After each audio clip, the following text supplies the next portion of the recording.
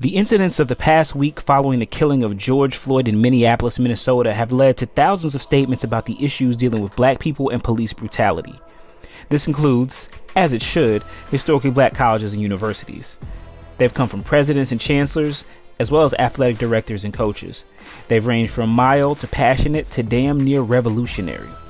Hampton University athletic director Eugene Marshall released a statement on Tuesday night, one that caught the ire of social media, specifically Twitter, before it was taken down. The letter reads as follows. Over the past week, I've had the opportunity to reflect on where we are as a nation and a people. It's time for all of us to come together in love to stop racial injustice and the senseless murdering of our people of color. The latest case is Mr. George Floyd. I have a great dad, 2 super sons, and a talented nephew I worry about daily because their lives matter.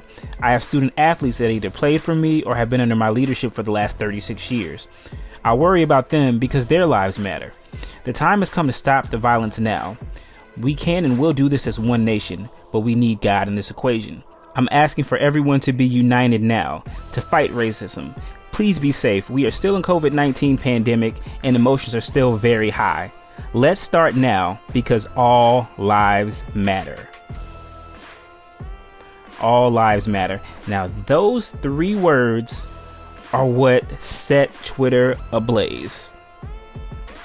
The responses to Marshall's tweets were swift and strong.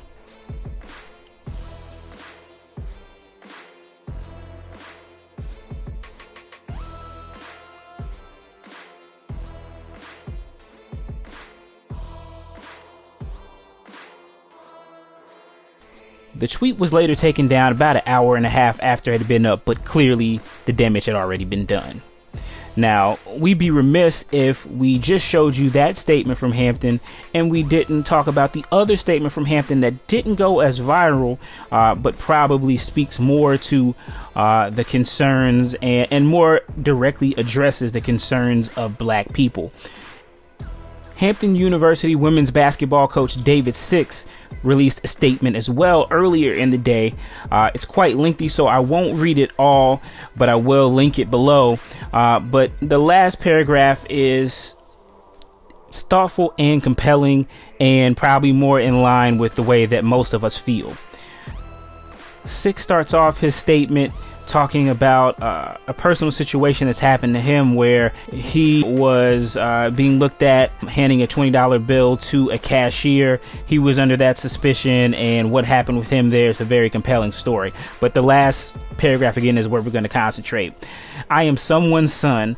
I'm a father and a grandfather with grandsons. When they require the protection and servitude of the police and the public officials, what should I tell them? Run? Let's be clear, we have our community pillars. The Obamas, the Jordans, Winfreys, and Carters. But do not mistake tolerance for acceptance. Not that it matters, but I wonder if George Floyd was like me.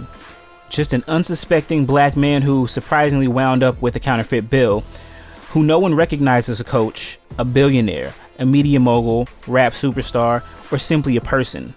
I guess $20 doesn't buy you what it used to. There are more commonalities that unite us than divide us. We all bleed red. In a world full of smoke, none of us can breathe.